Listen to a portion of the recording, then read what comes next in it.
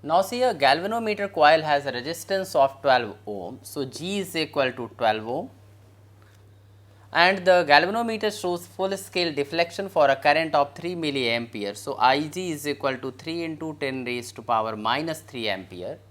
How will you convert the galvanometer into a voltmeter of range 0 to 18 volt? So, we can write here V is equal to 18 volt. So, now we know it, R is equal to, we have to calculate the resistance required to convert the galvanometer into voltmeter. So, R is equal to V upon Ig minus G.